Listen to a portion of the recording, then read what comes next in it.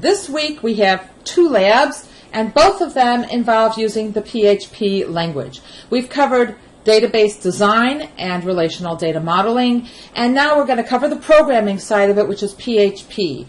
Lab 4 is a brief introduction to PHP, covering some very basic programming techniques just to get you familiar to PHP, and we'll also talk about the context of the PHP language. It's server-side scripting. What exactly does that mean?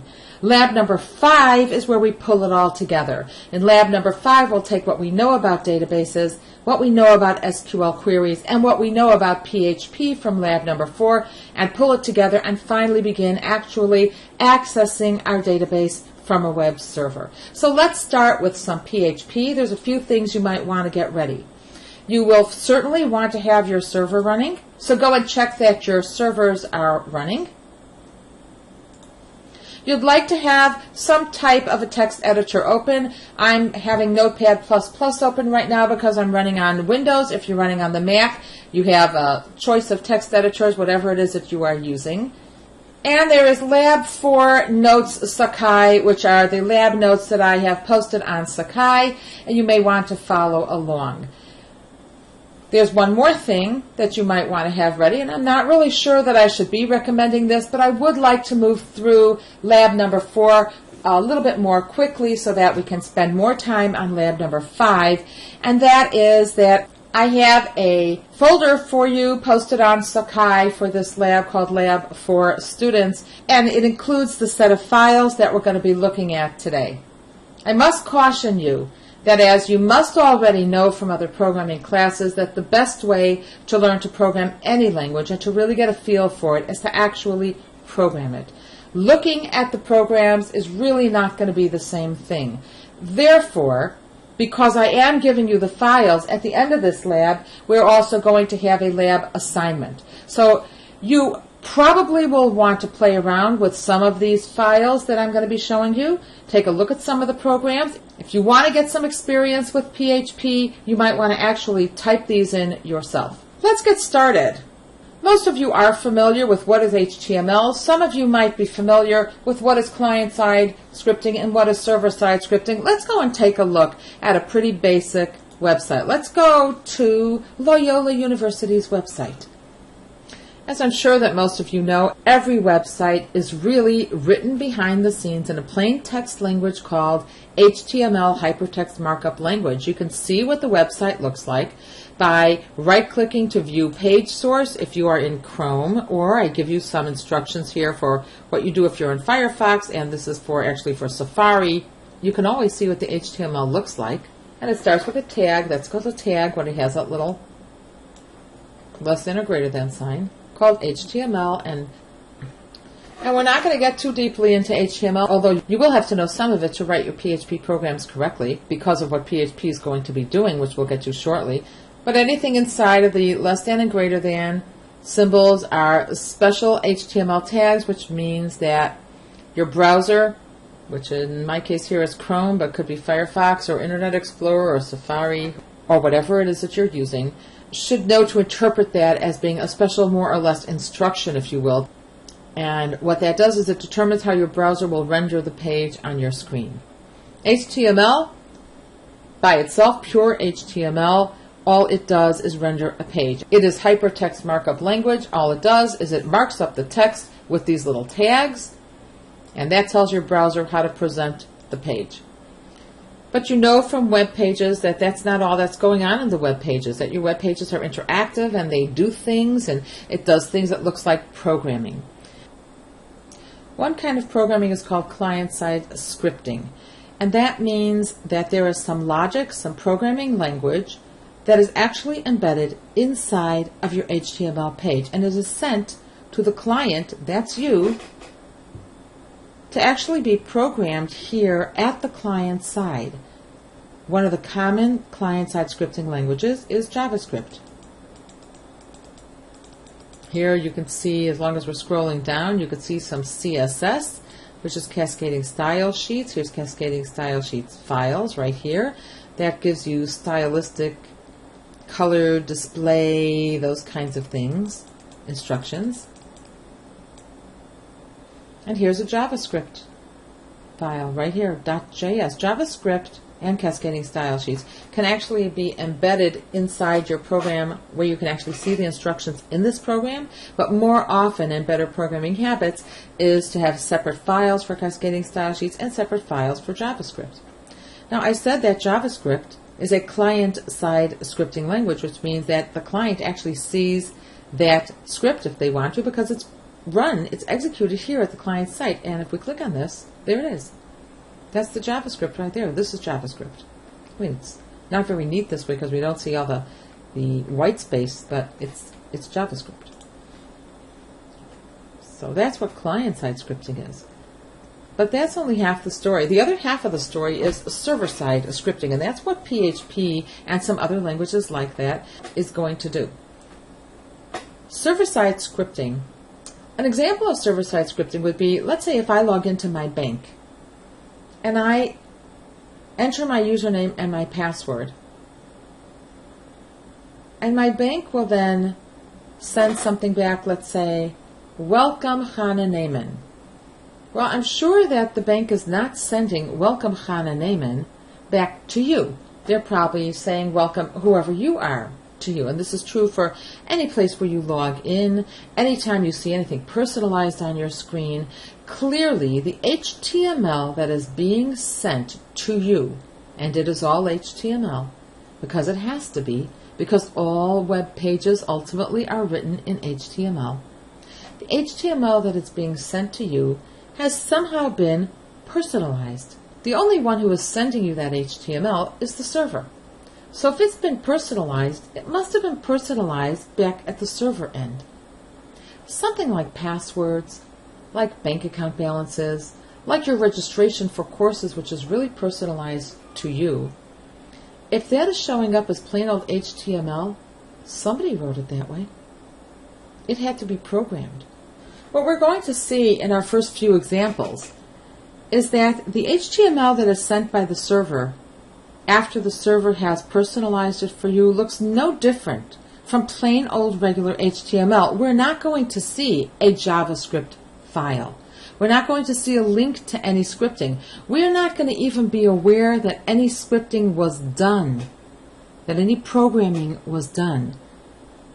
It's only because we know that that kind of a personalized page would not be sent out to every single user that we even know that it's done. Database programming is accomplished through server-side programming, which we call server-side scripting. Database programming is done that way because the database resides at the server.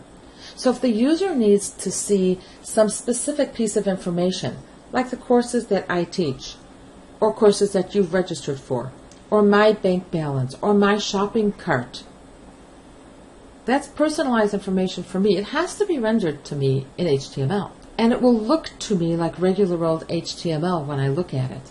But clearly, some personalization has happened way back at the server end, and it has involved accessing their database. So that's where the database programming comes in the context of server-side scripting. Let's take a look at where we're going to find our documents that are going to be our home page, that are going to be our website. For Bitnami, if you have used Bitnami, on Windows the path is Bitnami, and whatever version of the WAMP stack you are using.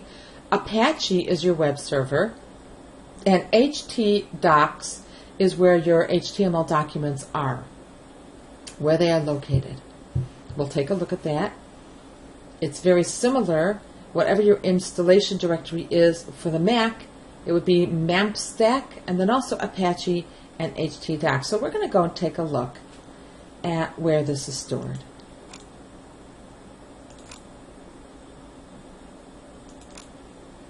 And here in htdocs, one of the files is index. And that, as you can see, if you rest your mouse over it, it's a regular plain old HTML document. No PHP yet. That's a plain HTML document. Let's take a look at this. I'm going to edit this in Notepad. And we can see that this is plain old HTML. It has a file type of HTML. It has an HTML header. It has an HTML body. This is HTML.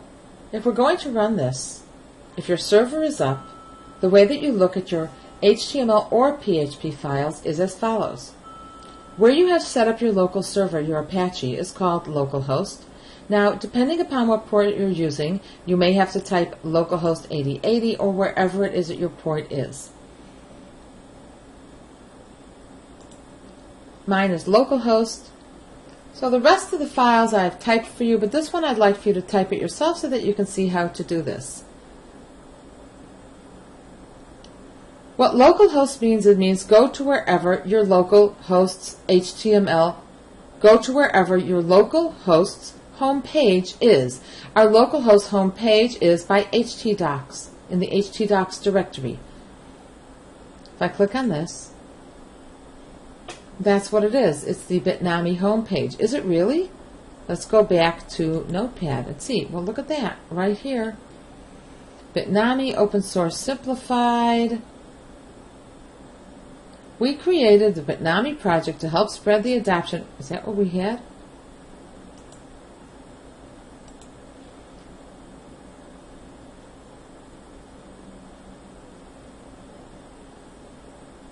The title up here is Bitnami Open Source Simplified. We created the Bitnami project to help spread the adoption. It's the same thing. So that was the HTML, and this is our page, and it's regular old HTML. Let's take a look at localhost hello world.html. Notice that I have typed this hello world with a lowercase h, but if I go to my localhost directory, my htdocs, I only have a hello world.html with an uppercase h. That is a very bad habit to do because most Linux servers and Unix servers are case sensitive. In fact, if you're running on a Mac, it could be that it's case sensitive as well. So here it's not case sensitive, but usually it is. Let's run that. And that says, this is plain HTML, no PHP here. Look at the source. Okay, what do we think the HTML for this is going to look like? Well, it's going to be just plain old text with an HTML tag and a title, a head, and a body, and something to make it break lines to go from one line to the next, and you'll have to review some basic HTML. We can't really spend too much time in this class talking about it, but either of these will be new paragraphs or most likely a line break. Let's go take a look at it. There we go. Here's our HTML. See, these match up. That means the end of my HTML. Here's my head. There's the end of my head. Here's my title. There's the end of my title. That's what would show up in the blue bar on top of the page. And here's my body. This is plain HTML, line break. No PHP here, line break. Look at the source. I will store this file, so it's the exact same thing. In other words, the exact same way that we wrote it. That's the HTML that we saw. This is our first actual PHP file. Let's click on it and see what it does. And all this does is it says, hello world. Let's go look at what we had to write to get it to say that. Now, if this would be HTML, all I would have written was hello world. But it's different here. This is kind of a hodgepodge of stuff. What's going on here? I have HTML here, and I have my head. We have a meta tag, which is a different data that is stored about our HTML page. I have my title, Hello World PHP. That's the end of my head. Here's my body, and suddenly we have something that looks like a tag, but it's not HTML. This is PHP. PHP, since it is embedded inside of an HTML page, or can be embedded inside of an HTML page, it has tags that look kind of like HTML, but what this is, it is a signal to your browser that I'm not doing HTML here. I'm doing something else. Do you know what I'm doing? I'm doing PHP, and here's the end of my PHP. So this is your begin tag and your ending tag. This is your opening tag and your closing tag for PHP. Anything between those two tags is PHP. Echo is not HTML. Echo is PHP, and what it means is write to your HTML file the following. Anything inside of quotation marks means it's going to become part of the HTML. What do I mean by part of my HTML? I mean just as though I would be writing a regular old HTML page. So my HTML page is HTML head and title hello world. We saw what it looks like. This is HTML. And that plain old text could be inside your HTML page. There's no PHP here. This is HTML, and that's HTML, and this is HTML, and this is HTML, and this is HTML, and this is HTML, and this is the signal that now I'm going to write something else to my HTML page. Body was the last thing that I was writing to my HTML page, and now I'm going to write to my HTML page, hello world. So my HTML page is going to look just like this, this and this and this and this and this, and then hello world, and then break, body, HTML. Let's see if that's what it really looked like. View page source. Look at that. It looks the same, only instead of that PHP statement that said echo hello world, it just says hello world. So what happened is that our PHP server dynamically generated an HTML page based on the PHP instructions. So all this is HTML. And then we're telling the server, that's not the only HTML that I want to present to the user. I want the user to see this part of the HTML, and then I want them to see this stuff here. And I'm going to give you some PHP instructions to tell you what it is that I want the user to see. That's what's happening here. When the user finally gets it, the user cannot tell by looking at this what the programming that was going on behind the scenes is. All the user knows is that they have some nice little HTML page. Now, we know enough about programming languages to know that there are things like variables and things like loops and things like if statements. And there's all kinds of ways that I could decide what's going to be written. Just as though you are writing to any kind of a file or writing a document to be printed. And that's really what we're doing. We're writing a document that's an HTML document that's going to be sent to the user.